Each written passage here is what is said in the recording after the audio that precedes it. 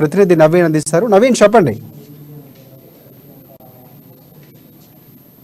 మహారాష్ట్రపై ఇటు BRS party గురిపెట్టి focus చేస్తుంటే సొంత రాష్ట్రమైన తెలంగాణపై ఇటు శివసేన మరి ఫోకస్ పెట్టినట్టు తెలుస్తుంది. అయితే దీనికి సంబంధించి కార్యకలాపాలు కూడా ఇప్పుడు కార్యకలాపాలు కూడా కసరత్తు చేస్తున్నట్టుగా తెలుస్తుంది. అయితే దీని మొత్తం 119 స్థానాల్లో పర్యటించేందుకు కూడా శివసేన పార్టీ కూడా కసరత్తు చేస్తున్నట్టు తెలుస్తుంది. దీనికి సంబంధించి రాష్ట్ర నాయకులు ఇప్పటికి పిలిపించుకుని అక్కడ సీఎం ఏకనాథ్ షిండే కూడా వారితో పలుమార్లు సమావేశం అయినట్లు కూడా తెలుస్తుంది. అయితే ఇటు తెలంగాణలో ఏదైనా పెట్టాలి, ఎక్కడెక్కడ పార్టీ బలంగా ఉంది, ఎక్కడెక్కడ బలహీనంగా ఉంది, ఎక్కడెక్కడ ఎవరు నాయకులు ఉన్నారని దానిపై కూడా పూర్తిగా సమూలంగా కూడా చర్చించినట్లు తెలుస్తుంది. దీని నేపథ్యంలో రాష్ట్రంలో తొలి మీటింగ్ కూడా ఈ రోజు శ్రీకారం చుట్టారు. ఎందుకంటే ఇటు పక్కనే రాష్ట్ర తెలంగాణ మహారాష్ట్ర ఉండడం, ఇటు తెలంగాణ సరిహద్దులో నిజామాబాద్ జిల్లా ఉండటంతో కూడా నిజామాబాద్ జిల్లాలో మొదటగా ఇటు మీరు ఈ రోజు మీటింగ్ కూడా ఏర్పాటు చేశారు. దీనికి ఇటు నిజామాబాద్ జిల్లా బోధన్ నియోజకవర్గంలో మొదటిసారిగా ఈ రోజు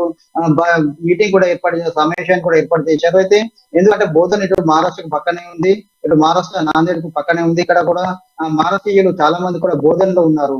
మరాఠీలు కూడా ముఖ్యంగా ఇక్కడ ఉండడం వల్ల కూడా మొదటిసారిగా ఇక్కడ నిజామాబాద్ జిల్లా బోధన్ నియోజకవర్గంలో ప్రధానంగా పోస్ట్ పెట్టినట్టు తెలిసింది. ఇక్కడ పూర్తిగా ఇటు పార్టీ అభిమానులు కార్యకర్తలను కూడా భారీగా పాల్గొని సక్సెస్ చేస్తే ఆ జోష్తో ఇటు రాష్ట్ర వ్యాప్తంగా ప్రతి జిల్లాలో కూడా మీరు సమావేశాన్ని ఏర్పరిచి పార్టీని బలోపేతం చేసేందుకు కూడా శివసేన కసరత్తు చేస్తున్నట్లు తెలుస్తుంది.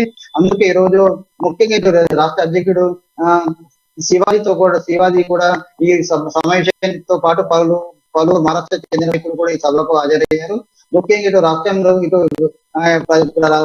ముఖ్యంగా ఈ రోజు సమావేశంలో సీఎం కేసీఆర్ పాలన పూర్తిగా రాష్ట్రం అధోగతి పాలైంది, అప్పుల పాలైంది చెప్పి ఇటు గడ్డ పాలన కొనసాగుతుంది. దీనిపై గలీల పాలన బద్దలు కొట్టేందుకు కూడా ఇక్కడ జెండా ఎగరేందుకు కూడా పూర్తిగా ఈ సమావేశాన్ని కూడా వాడుకున్నట్లు తెలుస్తుంది. ముఖ్యంగా దీంతో పాటు మొత్తం నిజామాబాద్ జిల్లాలో 119 స్థానాల్లో ఖచ్చితంగా పోటీ కూడా చేస్తామని చెప్పి కూడా ఈ రోజు తీర్మానించడం తెలుస్తుంది. ముఖ్యంగా నిజామాబాద్ జిల్లాకు సంబంధించి 9 నియోజకవర్గాలు ఉన్నాయి.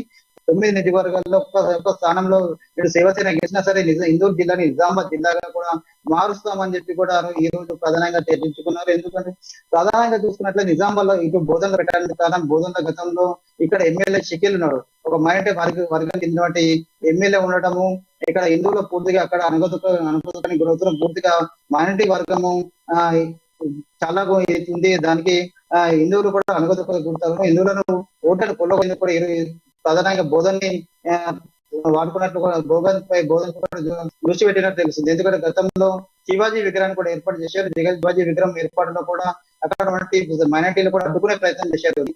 దీంతో ఇటు శివసేన కావచ్చు, బీజేపీ కావచ్చు ప్రధానంగా అనేక ఉద్యమాలు చేశారు, పోరాటం చేశారు. చివరకు ఛత్రపతి శివాజీ విగ్రహాన్ని కూడా ఏర్పాటు చేశారు.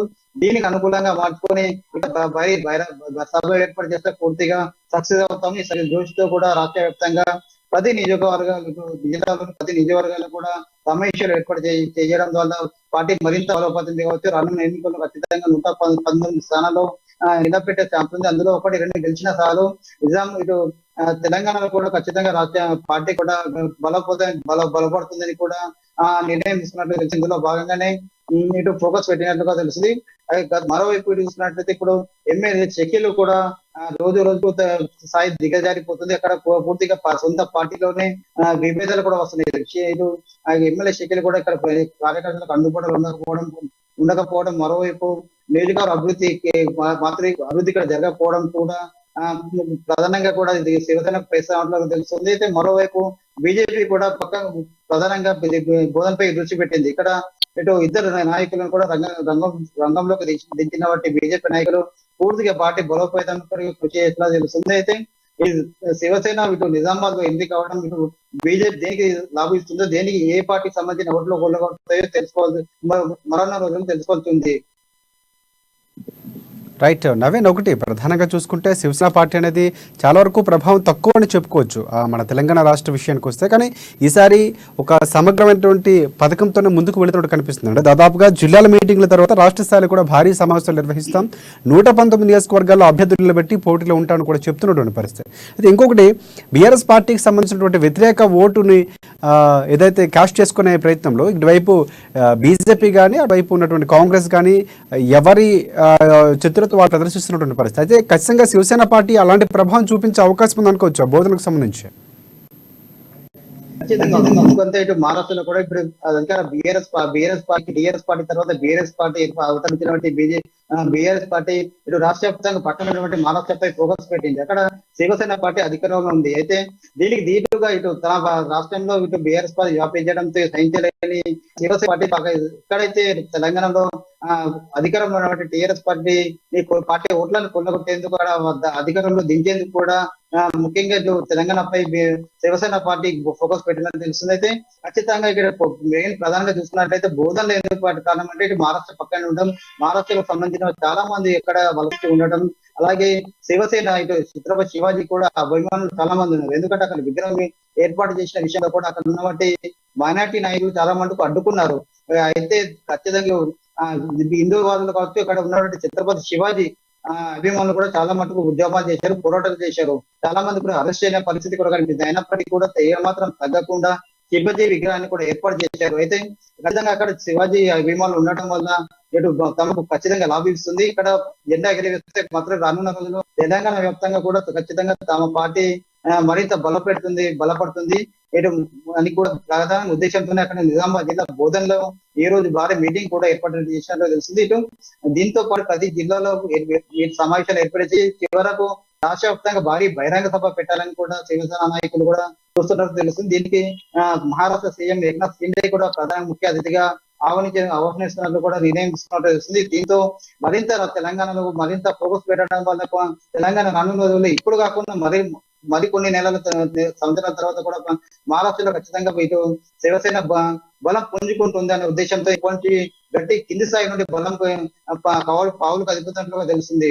రాజశేఖర్, రైట్ నవీన్, ఇంకొకటి అంటే మరాఠీలు ఎక్కువగా ఉన్నటువంటి ప్రాంతం, అందులోనే మీరు చెప్పినట్లు మహారాష్ట్ర నుంచి ఎక్కువగా చాలా మంది శివాజీకి సంబంధించినటువంటి అభిమానులు కానీ లేకపోతే హిందుత్వవాదులు కానీ ఎక్కువగా ఉన్నటువంటి ప్రాంతం. అయితే శివసేన ఎంతవరకు ప్రభావం చూపిస్తుంది అనుకోవచ్చు, ఎందుకంటే బీజేపీ కూడా అలాంటి ఆ ఓట్లకు సంబంధించి హిందుత్వానికి సంబంధించినటువంటి ఓట్లను లేకపోతే శివాజీకి సంబంధించినటువంటి అభిమానులు కానీ మరాఠీలు కానీ ఆకర్షించే పనిలో ఉన్నటువంటి నేపథ్యం. శివసేన పార్టీ ఖచ్చితంగా ఆ ప్రభావం చూపించే అవకాశం ఉందంటారు. ఎందుకంటే బీఆర్ఎస్ మీరు చెప్పినట్లు ఎమ్మెల్యే షకీల్కి సంబంధించినటువంటి కొన్ని వ్యవహారాలు కూడా ఈ మధ్య బీఆర్ఎస్ పార్టీకి సంబంధించినటువంటి వ్యతిరేకత ఎక్కువగా ఉన్నటువంటి నేపథ్యంలో ఆ ఓట్ల క్యాష్ చేసుకోవాల్సినటువంటి ఏదైతే వ్యూహాత్మకంగా వ్యవహరించడంలో శివసేన పార్టీ సక్సెస్ అయ్యే అవకాశం ఉంది అనుకోవచ్చు మనం.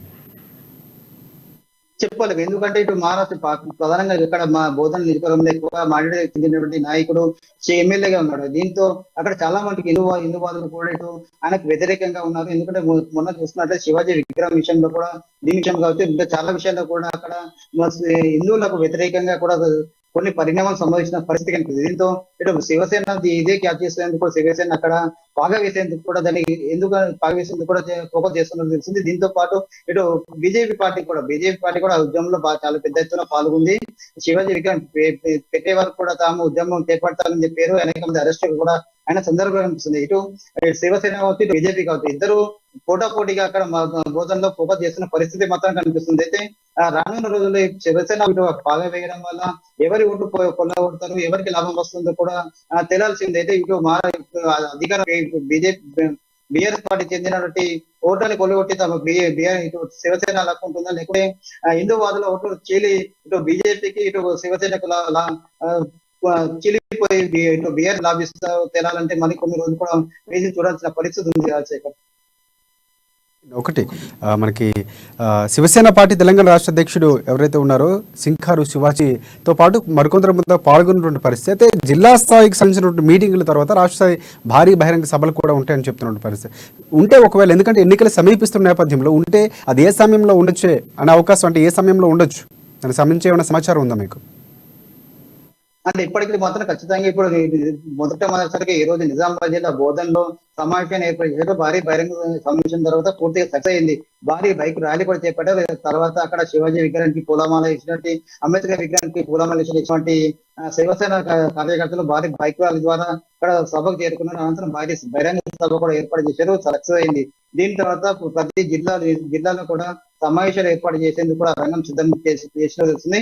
ఈ మొత్తం తెలంగాణ వ్యాప్తంగా అన్ని జిల్లాలు పూర్తయిన తర్వాత ఇటు భారీ బహిరంగ సభ కూడా హైదరాబాద్ లో పెట్టేందుకు కూడా సన్నాహాలు కూడా చేస్తున్నట్లు తెలుస్తుంది. ఈ సభకు ఇటు మహారాష్ట్ర సీఎం ఏకనాథ్ షిండే కూడా ఆహ్వానిస్తున్నట్లు కూడా తెలుస్తుంది. పూర్తిగా రెండు నెలల తర్వాత ఎన్నికల దగ్గర వస్తున్నాయి.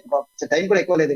మహా అంటే 5-6 నెలల తర్వాత కూడా ఎలక్షన్లు వచ్చే అవకాశం ఉంది. కావున పూర్తిగా ఈ పరిణామాలంతా ఒక 2-3 నెలలు పూర్తిగా పూర్తి చేసుకొని చివరకు ఒక 2 నెలల తర్వాత భారీ బహిరంగ సభ కూడా పెట్టేందుకు కూడా శివసేన నాయకులు కూడా చూస్తున్నట్లు తెలుస్తుంది. ఈ సభకు ఏకనాథ్ షిండే కూడా పిలిచి సక్సెస్ చేయాలని చెప్పి కూడా చూస్తున్నట్లు తెలుస్తుంది రాజశేఖర్.